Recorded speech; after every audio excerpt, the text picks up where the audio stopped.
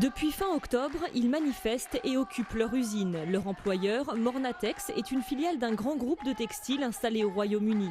Présent au Maroc depuis 1981, il vient de mettre la clé sous la porte, brutalement. Nous étions en train de travailler, nous avions des modèles et plusieurs commandes. Sans prévenir, le 29 octobre, la direction nous a convoqués pour nous dire que la société fermait et que nous n'avions plus de travail.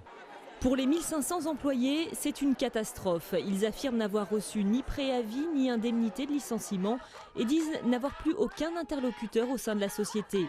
Pour faire valoir leurs droits, ils ont saisi les pouvoirs publics marocains, mais la procédure est incertaine et promet d'être longue.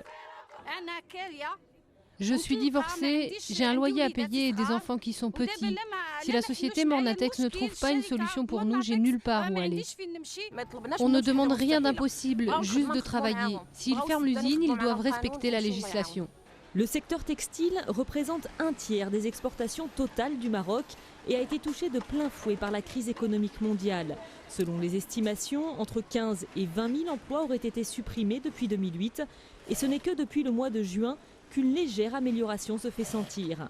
On ressent un retour un petit peu des commandes sur le Maroc, en provenance spécialement de France et d'Espagne. Nous avons maintenant une moyenne d'une visibilité de 2 mois. C'est une amélioration très nette par rapport à ce qu'a vécu le secteur en l'an 2009.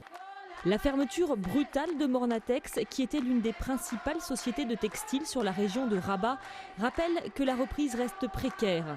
Depuis le début de la crise, plus d'une trentaine d'entreprises, dont plusieurs multinationales, ont fermé leurs unités de production au Maroc.